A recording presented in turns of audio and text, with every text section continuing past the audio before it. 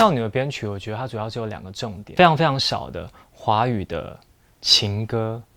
在编曲里面是没有钢琴跟吉他的。可是少女这首歌就是做到这一点，而且它是一个很完整的，听起来很完整的一个编制。因为我们其实做了大量的实验、音色等等的，但是最终我们去无存菁给大家听到的是现在这个版本。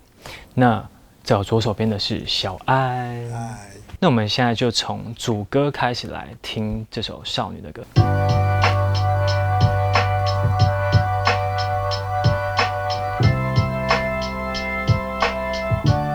首先，大家听到这个是一个 old school 的 hip hop beat， 叫做 boom bap。那因为在做这首歌的时候，我就很想要有这样的一个元素出现，所以这一次我们就找到了锥头。那因为锥头它是一个真正的hip hop beat 的 beat maker， 所以其实一个真正的 hip hop beat 的 beat maker， 他们容易就可以营造出整个 beat 有那种很 swag 的感觉。可是我们把所有这种 swag 的感觉都拿掉，它如果是更简单的、更纯真一点嘛，这么形容的话，是很好的。它听起来就是一个非常，我觉得很甜美的、很好听的一个 lo-fi 的一个 boom bap。每一个组合有时候是3颗大鼓，有时2颗，刚好在要进副歌的时候之前呢，其实没有大鼓，可是它因为 bass 的 touch， 所以让它听起来好像那边也有大鼓。这个是在编曲的时候自己觉得一个小惊喜，所以后来就决定就在那个重复的那个位置的鼓组的大鼓就是只放2颗，自己觉得很喜欢这个感觉。我们可以听一下那个地方。这边，其实那边是没有那颗大鼓的，可是因为刚好叠在一起的时候好像有那个大鼓的效果，这个是一个蛮可遇不可求的地方。Baby， 自从遇见你，我比你还要少女，偶像的位置一夜间全都换。那大家听到这个噔，然后还有滴滴滴滴滴，这个不管是 synth hop 或是 synth spell， 它其实都是来自于80年代的一个类比合成器，叫 Juno。它是一台很复古的琴，不管你是想要它多一点 reverb， 或者它长一点、陡一点、短一点、尖一点，都需要慢慢的去调教。所以我们花了很多很多的时间。其实《少女》这首歌，它真的是无法脱离这个编曲，因为这个编曲其实就提供了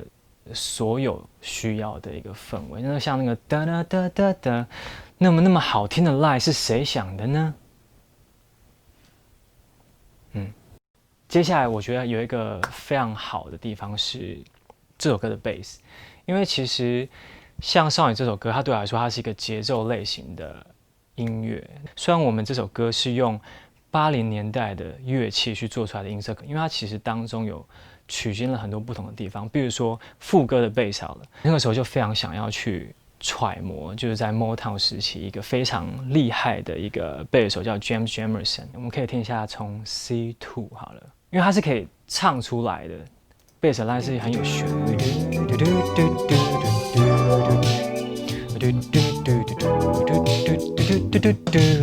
Jack 很厉害 ，OK，Jack。其实这个副歌呢，它有一个很重要、很精髓的地方，就是其实它听起来让人觉得很摇的那个感觉，是一个叫做卡巴萨的一个乐器。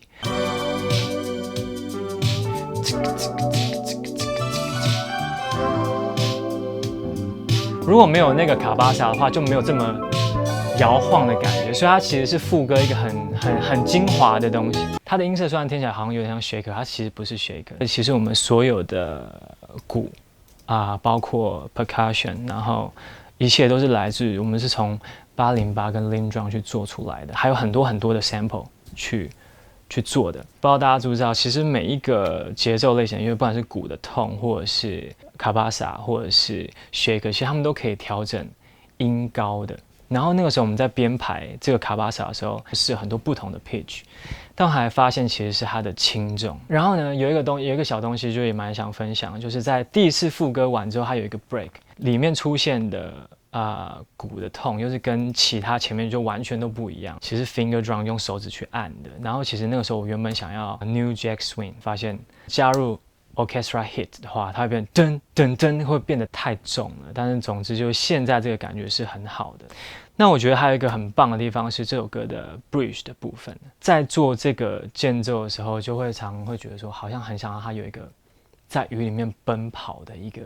感觉，好像就是一对恋人，他们就是决定我们要相爱了，所以为了这个东西做了一个比较大动作的事情，所以间奏部分很多的名称都非常的浪漫，比如说我们有陨石的声音啊，有流星的声音啊，就真的用合成器去做很多的揣摩流星的声音跟陨石的声音，是不是呢，韩立康？是。其实这首歌的 vocal 它不是用正规的录 vocal 的方式录出来，我们试了非常非常多麦克风，比如说我们有U47，然后 Sony 800。Telefunken 251，还有149，还有 Ribbon mic， 还有 Ribbon mic， 通常不会用来录 vocal 的 Ribbon mic， 然后还有用我第一次唱的 Browner， 我们站着唱、坐着唱，然后很小声的唱、很自然的唱，最终都没有办法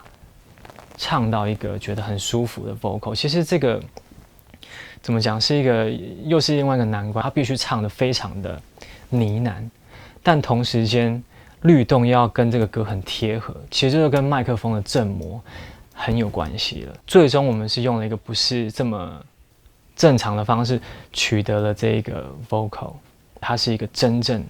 出来的时候，它就是一个 lo-fi。其实如果有人问我说你会怎么样定义这首歌，它是什么风格，它绝对不会是纯正的 Motown 嘛，它也不像是真正80年代的音乐。当然它是来自一个很喜欢 City Pop、喜欢节奏类型音乐的一个这种初衷去想要做这样的一首歌。我所知的所有华语歌曲里面，可能应该是真正的第一首从头到尾的 lo-fi pop。我们其实做了大概真的是10倍以上的东西，就是其实这首歌原本是有和声的，让大家听一下和声的感觉好了。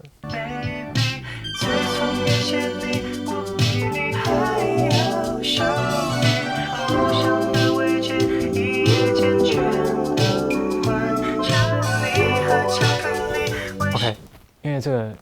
怕到时候大家会觉得好像太好听，为什么不放？就是最讨厌听到这种。我觉得做歌的时候，就是会面临很多的选择。当这首歌的 vocal 已经顺利的取得，然后我们把它做得非常好之后，我就突然觉得